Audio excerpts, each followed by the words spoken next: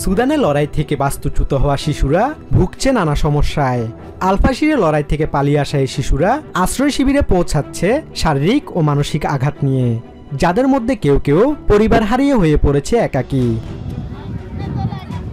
ইউনিসেফের সুদান প্রতিনিধি Sheldon yet জানান, আল-ফাশির থেকে যারা চলে এসেছে তাদের মধ্যে প্রায় অর্ধেকই শিশু। Well, the numbers of unaccompanied children also continue to grow. As of now, there are over 200 that we've identified, and those numbers are growing by the day.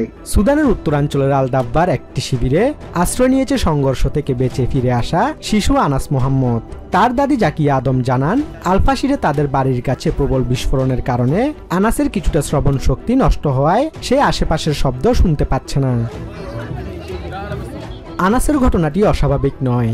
শিবিরের এক ডাক্তার আলহিবর ইসাম আল দিন জানিয়েছেন, তিনি 5 বছরের কম বয়সী এমন বেশ কয়েকটি শিশুকে পরীক্ষা করেছেন যাদের আংশিক বা সম্পূর্ণ শ্রবণ শক্তি নষ্ট হয়েছে। তিনি বলেন, এদের মধ্যে কেউ কেউ যুদ্ধের আগে সম্পূর্ণ সুস্থ ছিল। প্রবল সংঘর্ষের প্রভাবই শ্রবণ শক্তি হারানোর মূল কারণ। অনেকেই জানিয়েছেন, কিছু শিশু আগে সামান্য শ্রবণ সমস্যায় ভুগছিল, পরে তারা পুরোপুরি শ্রবণ শক্তি হারিয়ে ফেলে। আবার যেসব শিশু একেবারে সুস্থ ছিল তাদের ক্ষেত্রেও পরিবারগুলো অভিযোগ করেছে যে শিশুদের শ্রবণ শক্তি হ্রাস পেয়েছে। আল-ফাশির থেকে পালানোর পথে সহিংসতার দৃশ্য দেখার পর মানসিক ক্ষত বহন করছে শিশুরা। আল-দাব্বা শিবিরের মনোবিজ্ঞানী ফাতমা আল নূর বলেছেন, অনেক নাবালক বিছানায় প্রস্রাব, রাতের ভয়ঙ্কর স্বপ্ন ও একাকিত্ব বোধ করা, মিথ্যা বলা বা চুরি করার মতো আচরণগত জটিলতায় ভুগছে। গত 26 অক্টোবর আল-ফাশিরের পতন সুদান সেনাবাহিনীর সাথে 2.5 বছরের যুদ্ধে দারফুর অঞ্চলে আধা সামরিক র্যাপিড সাপোর্ট ফোর্সেস আরএসএফ এর নিয়ন্ত্রণকে আরো মজবুত করেছে। আরএসএফ এর আক্রমণের পর থেকে শহরটির যোগাযোগ ব্যবস্থা বিচ্ছিন্ন রয়েছে।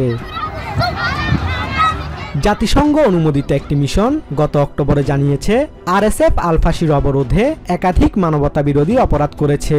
সেই সাথে সুদান সেনাবাহিনীর বিরুদ্ধেও রয়েছে যুদ্ধাপরাধের অভিযোগ। Basudebnath, TVN 24 news desk. New York থেকে সম্প্রচারিত TVN 24 টেলিভিশন বিশ্বজুড়ে বাঙালির কণ্ঠস্বর।